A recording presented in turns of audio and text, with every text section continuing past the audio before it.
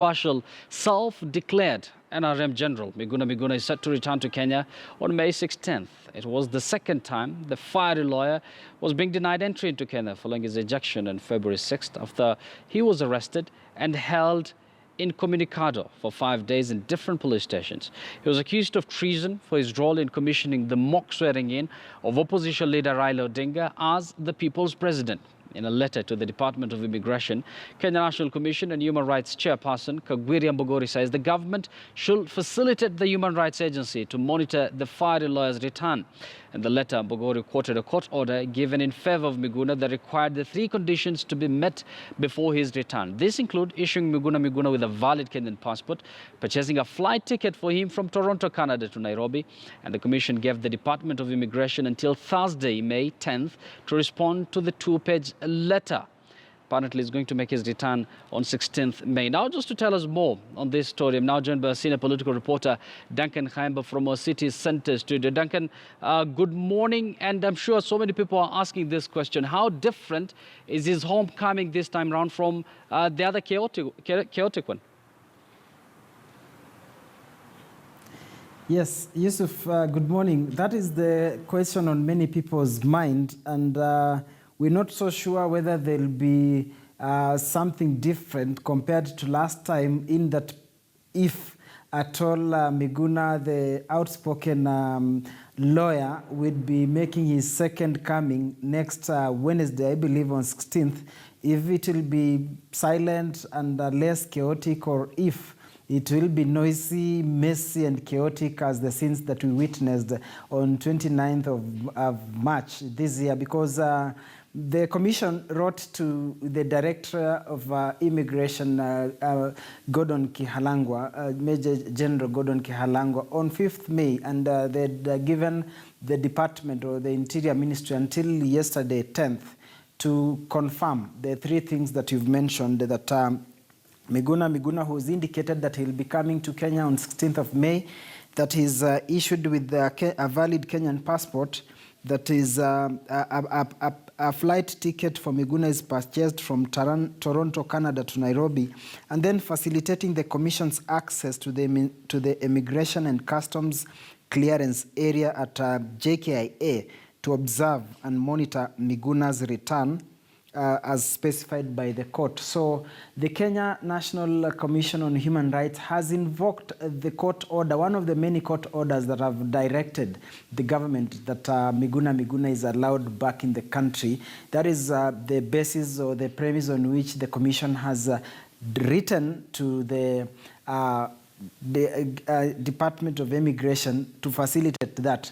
Now, we really don't know whether there has been response or whether there was response by end of close of business on Thursday, that is yesterday, the 10th. That is when they were supposed to have communicated. However, we'll be trying to keep tabs with Miguna's team of lawyers who are in the country, of course, the likes of Nelson Harvey, James Orengo, Cliff Ombeta, just to find out what is the position, because what we hear, what we gather is that though this is not confirmed, the government is not likely to change any position. The issues they raised, that Miguna flying in as any passenger has to adhere to the laid down rules and procedures that has to enable him to be processed like any other passenger coming to Kenya. But the question of the validity of his Kenyan passport or whatever he'll be using, that is what clearly we can't tell. So we cannot guarantee that Miguna's second coming will be less noisy, will be less chaotic, will be less dramatic. Yusuf. Question, Khaimba, and the Kenya National Commission on Human Rights is citing some court orders that were issued, and I think these are the same court orders that were there last time. Do you think they're a bit overambitious this time around, that the state is going to adhere to these court orders? Remember, this was the subject of discussion sometime back when the Interior Cabinet Secretary, Fred Matiang'i, appeared before a parliamentary committee, and it brought some sort of supremacy between the executive, and the judiciary arm of government. So do you think the Kenya National Commission of Human Rights is a bit of ambitious here? I don't think it's the question of being ambitious, but I think what the commission is doing is trying to wash their hands. Remember that the court and both parties had agreed, of course, the defense and the judiciary, they'd agreed that the commission be appointed to oversee, to supervise his return.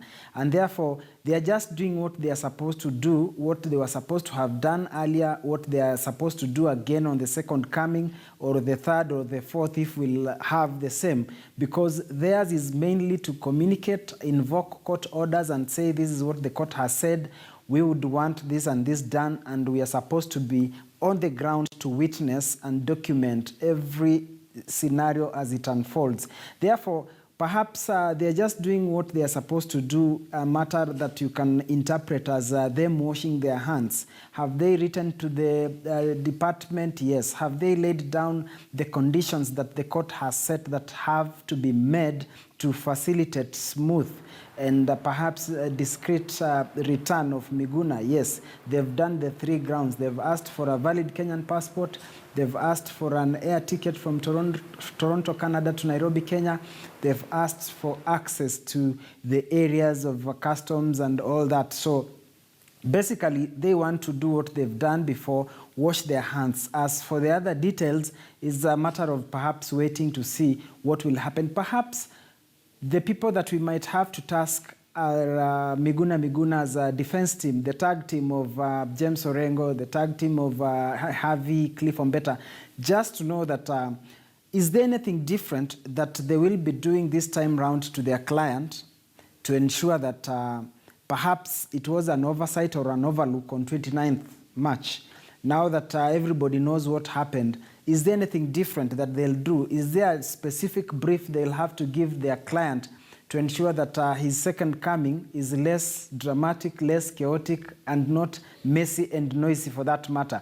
We know how Miguna was bundled and thrown into the Dubai, to the Emirates flight that had brought him in. So we do understand if nothing changes, the same script might play out next week. Therefore, if he comes and perhaps doesn't fill in the forms that he'll be required to fill like any other passenger as per the government's position, then I don't think there will be any change of events. Perhaps it might be worse than what we expected. Perhaps it might be in camera, because remember the media was thrown out, so we're not so sure whether this time round the media will be allowed to do its job, and which is to inform and document events as they unfold. So we are not so sure what exactly will be happening. But I think for the media, everybody has to be cautious, because last time perhaps many were caught off guard, how the media was at the airport from as early as 1 p.m., then was there until late into the night to the following day.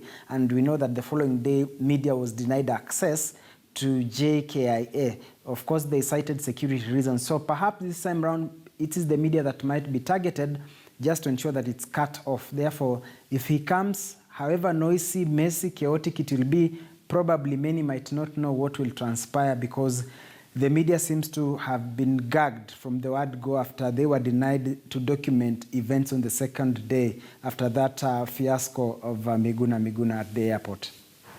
16th May. I think that's not far away. We'll see how things will unfold then. Many thanks, Khaimba, for that comprehensive update. Now over to yet